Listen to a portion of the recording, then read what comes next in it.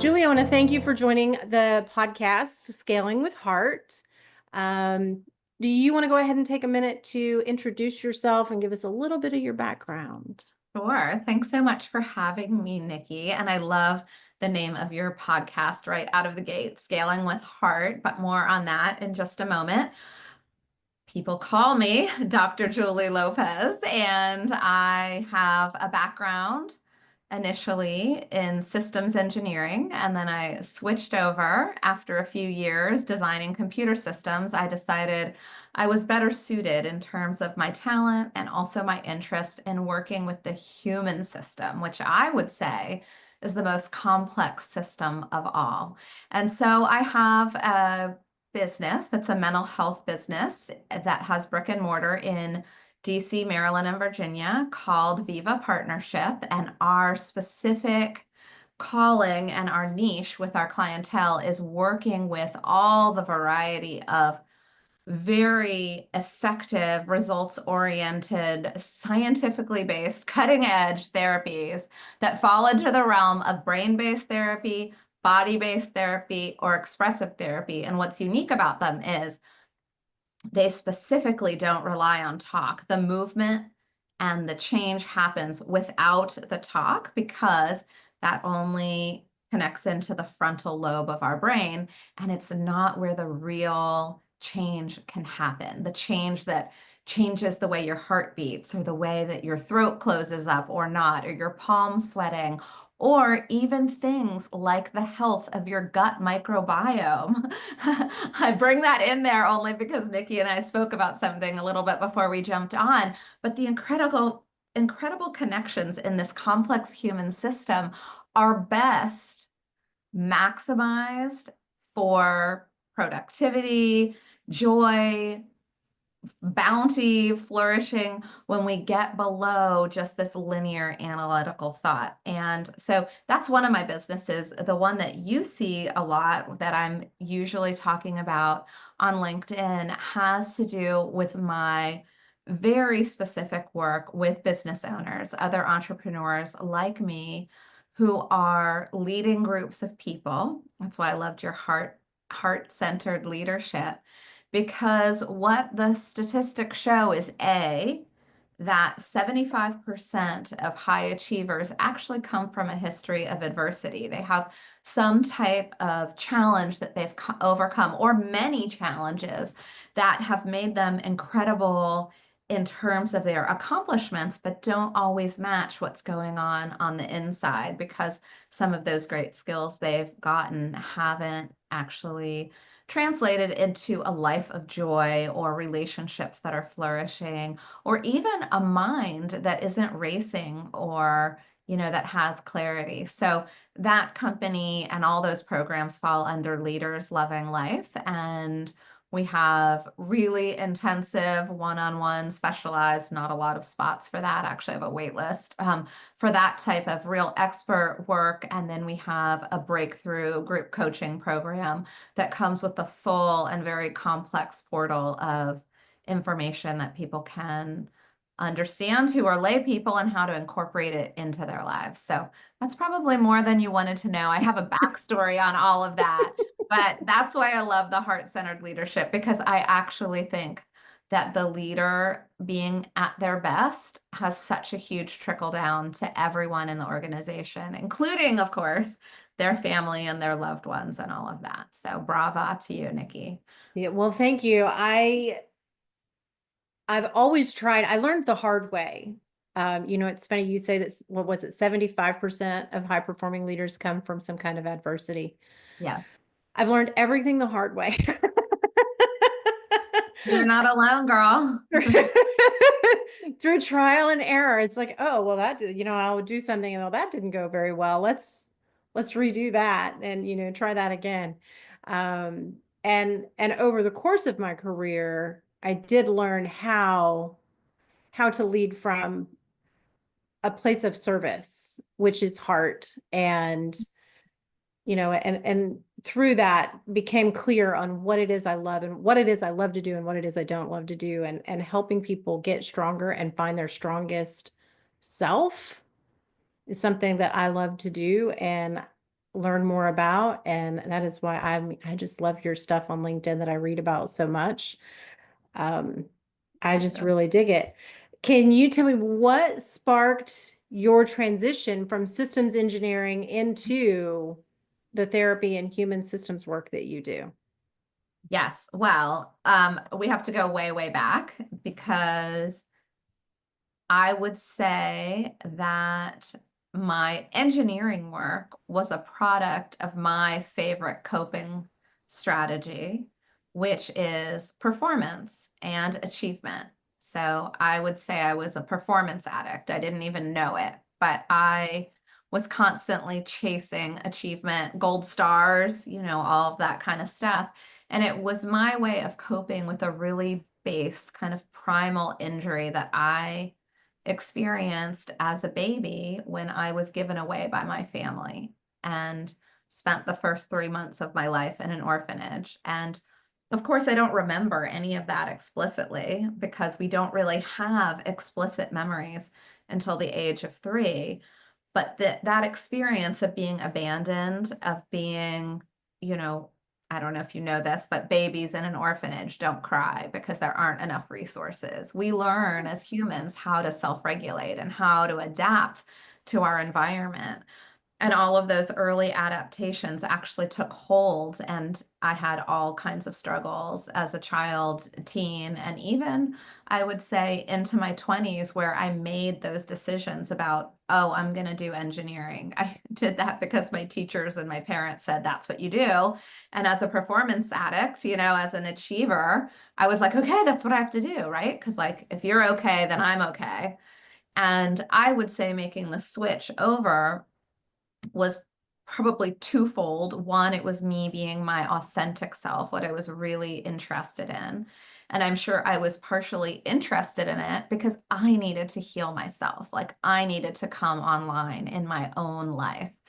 And so this really started the journey, but me as an adopted person and being part of a larger global community of people who have grown up in foster care or with families that we're not biologically related to, we're overrepresented in suicide statistics. We're overrepresented in drug treatment. We're overrepresented in residential treatment programs.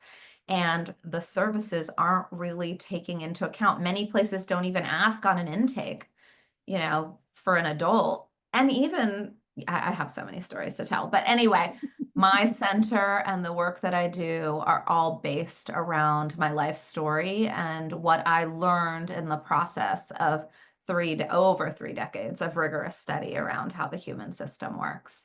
So, That is watch very out, cool. Nikki. Every question you ask me, I can probably answer with way too much information. That's okay. I like that. I get a little talky too. I'm like, wait, did I answer? Sometimes I go so long, then I'm like, did I actually answer the question? And people are like, not really. I'm like, well, I did in my head. Like that. And I did not know that in orphanages, babies don't cry. Yeah, they learn really quickly how to adapt to the That is resources that are available. interesting. Interesting. I am learning a lot right now. It's interesting because you mentioned on your LinkedIn profile the other day in a post, the book, The Body Keeps the Score. And I'm Yes, listening to that book Bessel van right der now. Kolk. And that is very interesting. That is actually, I would say for my organization, the mental health organization, not most, because but a lot of our referrals, they say, oh, I read The Body Keeps the Score, and then I started Googling all these different ways of working with the body that are really effective. That's called bottom-up processing. And they find us because we have all the things. That's what we do. We don't hire a person unless they have extensive postgraduate training in one of these modalities. And it's just core to kind of who I am and what this mission is about. And it doesn't have to be just people who have been adopted or have grown up in foster care. Many of us carry what's called implicit memories. They're things that drive our behavior, and we don't even know they're there. And maybe we're never going to know they're there. And I can talk more about how things get there.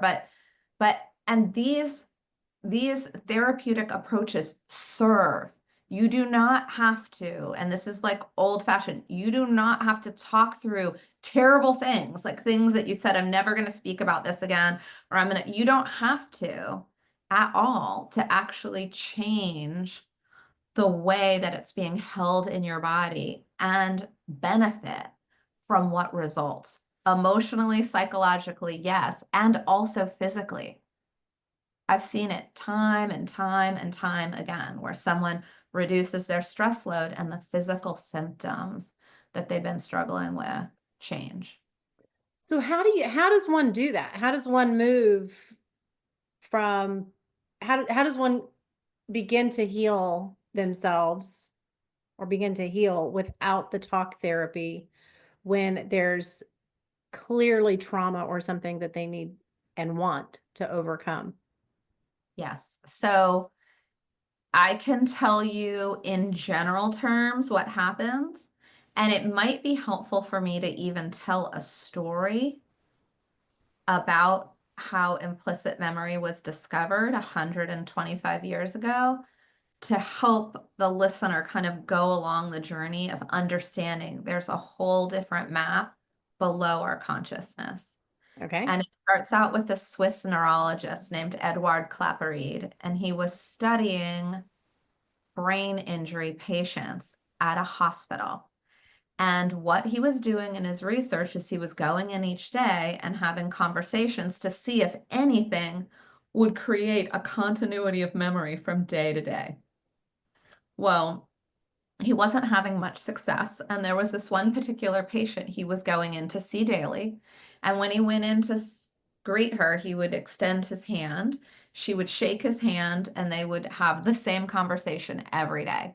Hello, my name is Edward Claparede. Hello, my name is XYZ. Do you remember talking to me yesterday? No. Do you remember what we spoke of? No. Do you remember me? No. I don't remember anything, was the conclusion.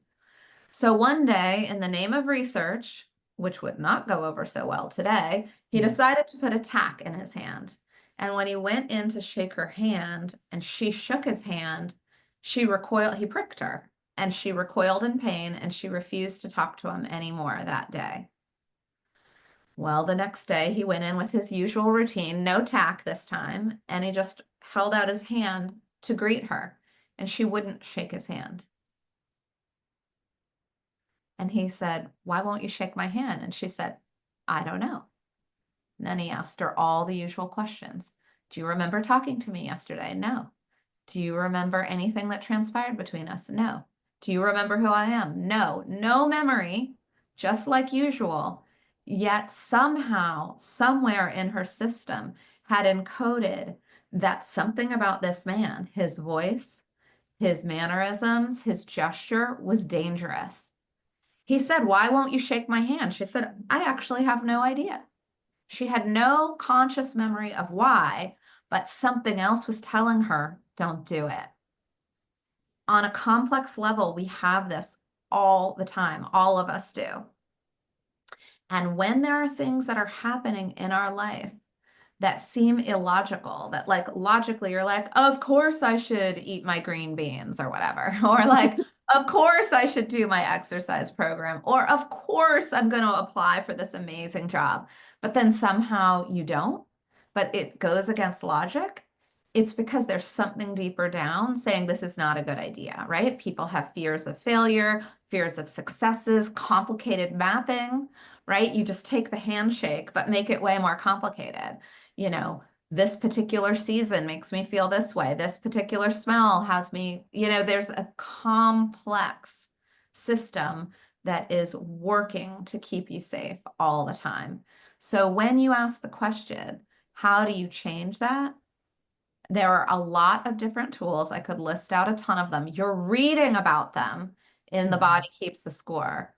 Tools that don't use analytics. They're not like talk, talk, talk. Oh, talk, talk, talk. Oh, let's analyze, analyze. There are tools that are actually getting specifically into the neural networks of your deeper unconscious and very specifically taking something that's an old understanding. Let's just say, don't shake this man's hand, right? Right. And able to pair it with an adaptive memory network so the language works. And the body, it's like speaking to the body in the right language. And as quickly as in one afternoon, pretty deeply entrenched behaviors, moods, feelings can be changed without ever having recalled the root cause. The old-fashioned talk-based way of doing things is all about the analytics. And you can make change for sure. You can. Right. I know. I've been in this field for 30 years. I taught for 10 years in a graduate program. You can make change. It's just, in my opinion, the slow, hard way. Because consciously, you want to move in this direction, and it may be counter to unconsciously your body saying, move in that direction. So you're literally pushing a boulder uphill instead of going with the current the way that it's flowing. So Right. that was That probably is the most simple way I could tell you. interesting. I like that way. That made a lot of sense. Thank Because you for so being many of nice, these Nikki. concepts, I'm not educated in it. So many of the concepts are very foreign to me. And I'm like, well, no, wait, hang on. But that makes a lot of sense to me. And I wonder how that ties in. You've talked online about the 90% of the brain Yeah. um, getting beyond conscious awareness. Yes.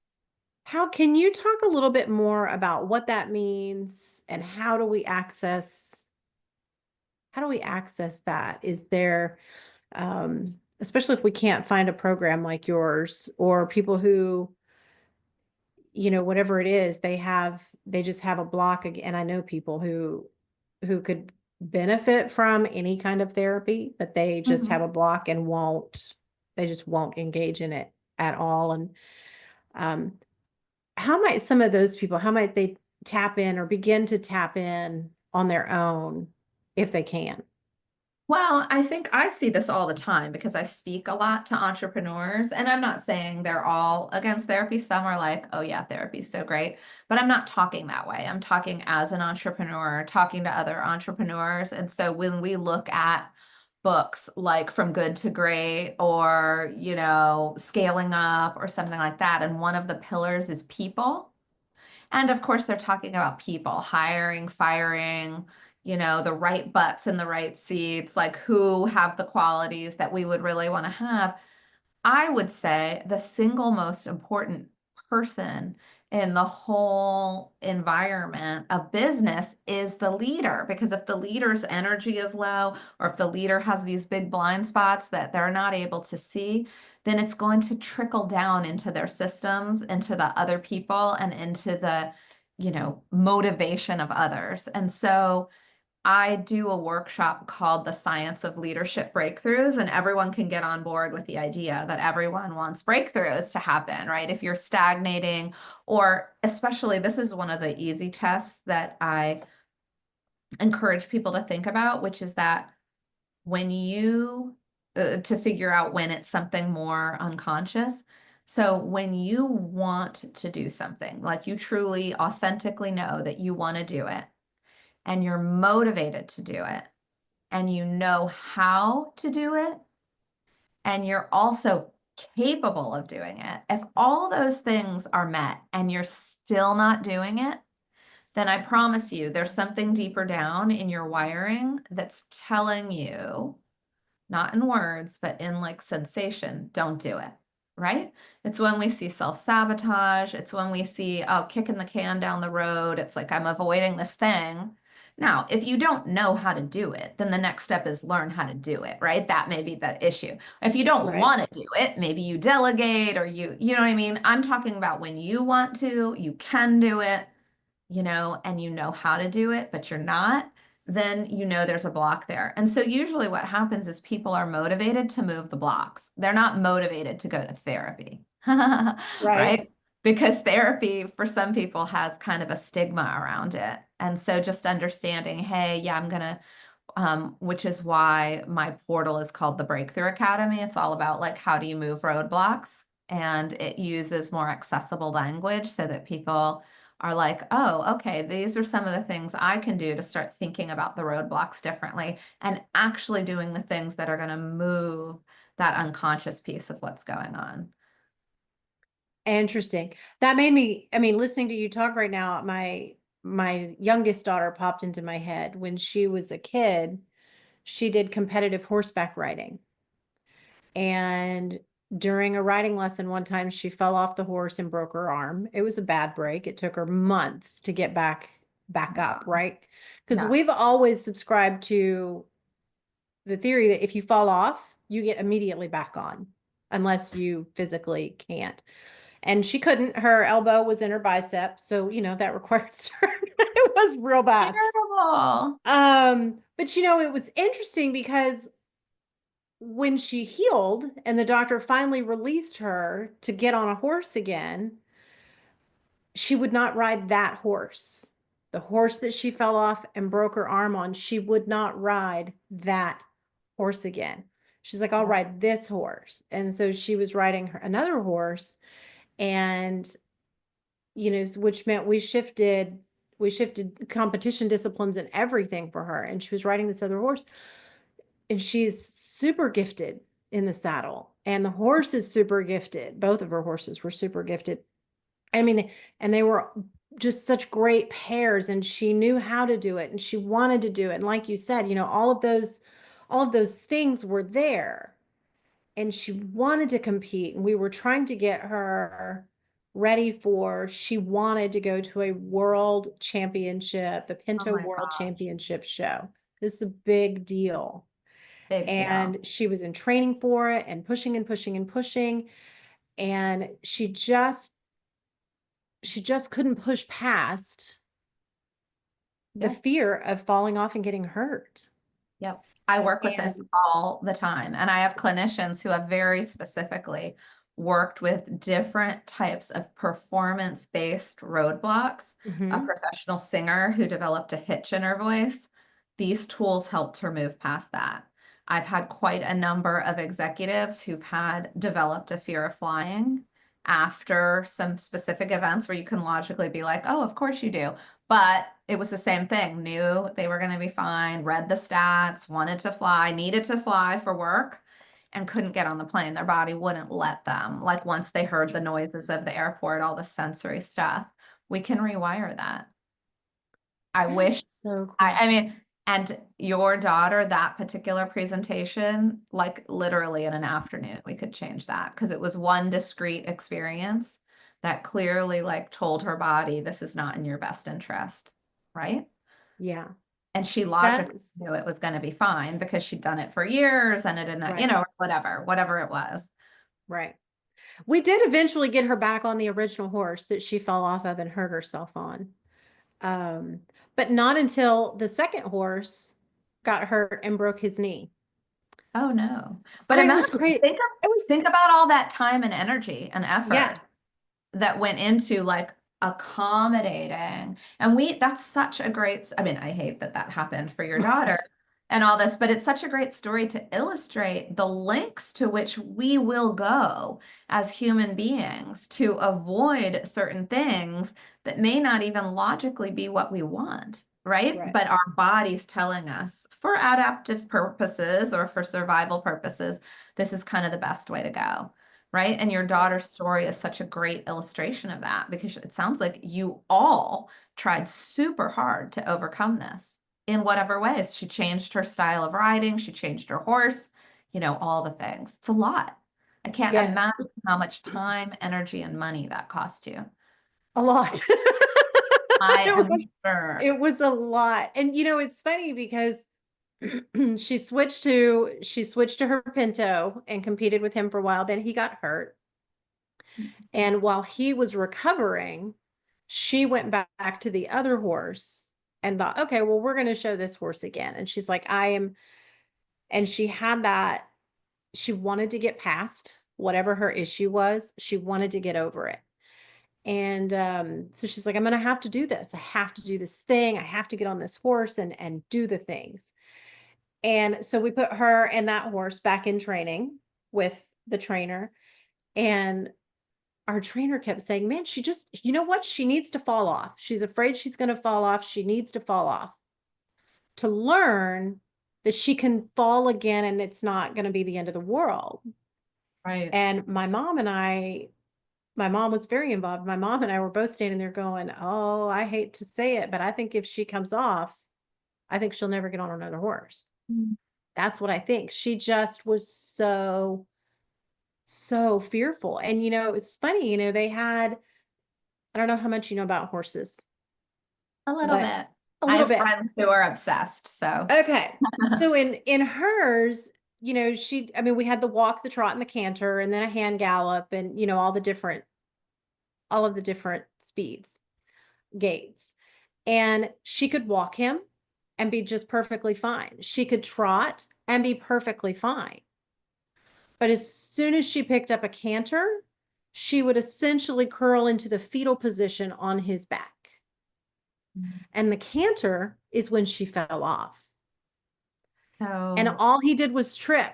So it wasn't even that that horse was dangerous for her. It was that horse at the canter was so dangerous for how her. aligned is that to my handshake story? This man, Yes, voice, this pop, but that's how intricately complex our human system is. that is Right? so So cool. think about the times when you meet someone and you're like, "Well, I don't like that person," but you don't even know why. Like, there's no Right. logical reason. Is it because they're wearing the same cologne as someone who hurt you? Is it because they're talking and their tone or internet? Do you know what I mean? It's very, very sensitive. So you get into bigger, riskier, more exposed, vulnerable places, and the protective mechanisms that are there get more and more heightened, which is why I work a lot with, you know, peak performance type of stuff.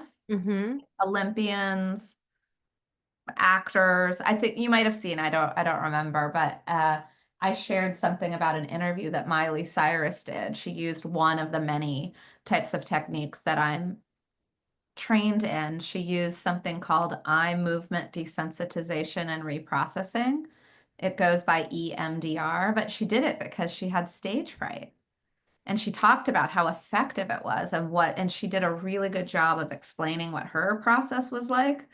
Mm-hmm. And what I found really fascinating, but I didn't know, was that her mom was actually an adoptee. So she's the child of an adoptee. So it's just interesting that that kind of Interesting. abandonment history was in her ancestry. Wow. Yeah. It is so interesting. And so when you're helping with people, do they have to be in person? Do you do virtual sessions? It's funny, I mostly do virtual because people come to me from around the world. Okay. But I've never had so many in-person people. I can only take a few at a time. My work is all time limited. This happens pretty quickly. So Right. I'll either work with someone who has a primary therapist or a coach, and I'll just do this intensive package where I like see them for pre, then I do the intensive post, and I consult with the person they're working with to Mm-hmm. help them with the integration. But I have quite a number of people that want to see me in person, which is fine. My center has multiple location. I have like 4 options to choose from, but most of the time, I'd say 90% of the time, I'm doing it virtually.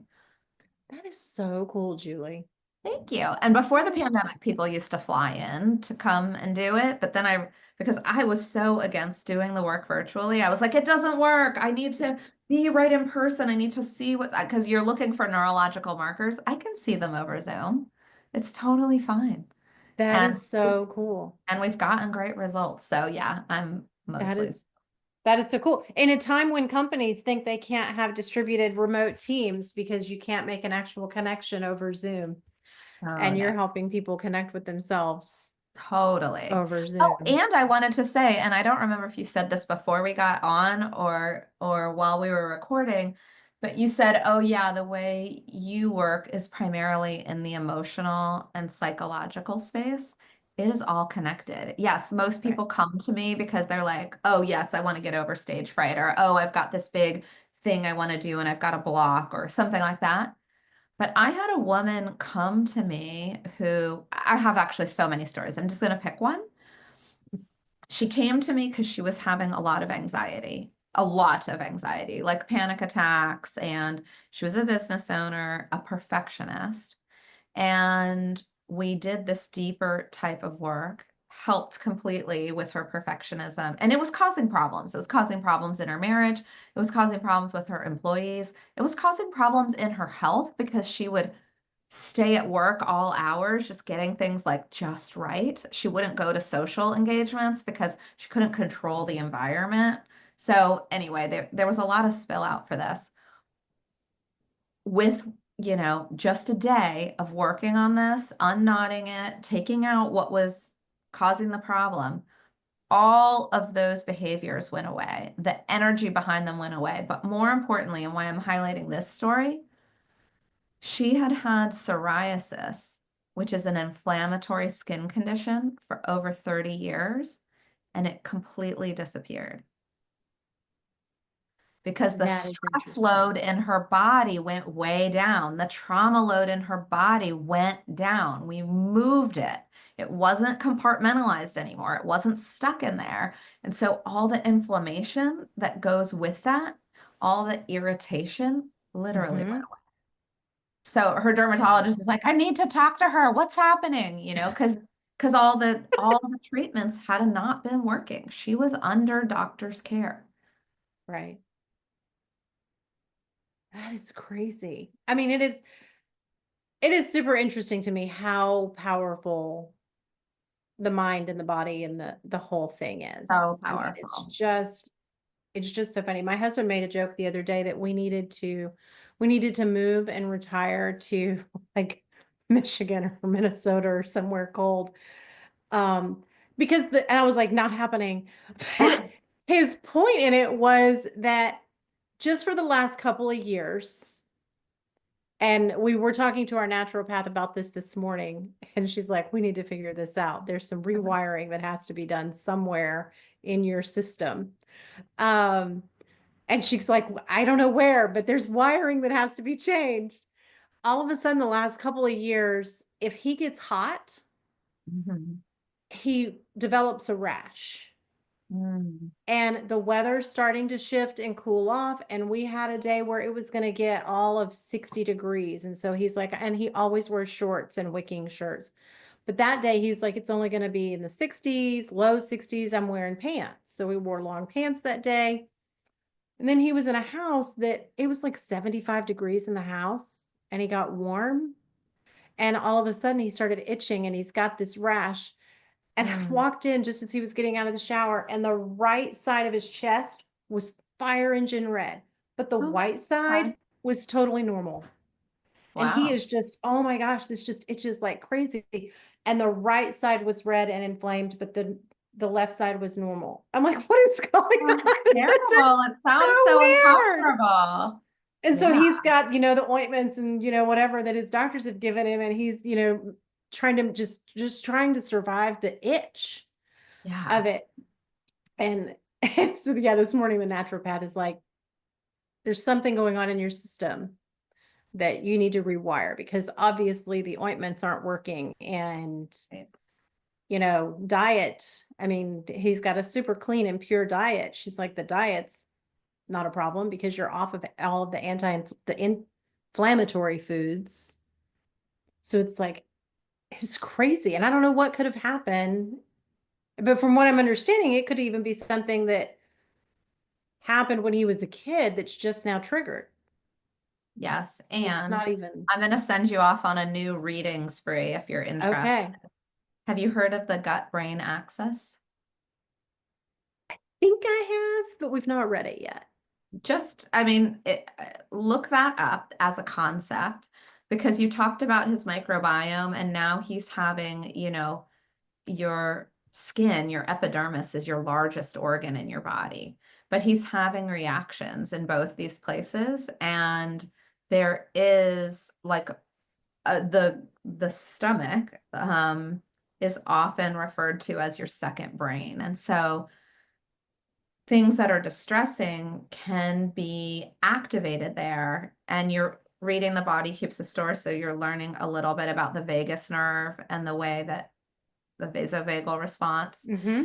that can all impact the way that you're doing. So you're doing nutrition, like all of these things can be irritants and all of these things can be medicine and like supporting you, right? And so if you're ruling out topical and you're ruling out nutritional, there's other systems that could be responsible for the irritation. And those systems can also be psychological and emotional. That is so interesting. It's just all so interesting to me. So I interesting. mean, And we're all snowflakes. It's a not a one size fits all, right? So, absolutely. but I will tell you the one thing that I'm super passionate about, and I do have a podcast called Whole by Design, which is about the human system, is that we're not broken. If we're having a whole bunch of symptoms and things are tough, and we've been given some type of diagnosis, whether that's a medical diagnosis or an emotional, psychological diagnosis, like that's not where it ends. There's lots of different ways to facilitate change in the human body. And I think too often people only know certain things. They know, like, oh, I can try this, I can try this, I can try this. Oh my gosh, I did all those and it's not changing. That is not the end of the road. Our body is super sophisticated. Science continues to make advancements on how we can facilitate change. And my biggest dream and wish is that people don't, get to the end of all that they know and think that hope is gone when they may or may not know about all these other ways that our human experience, has opportunity to create change. Right. Yeah, I think that's, yeah. I think keeping learning, always trying new things. And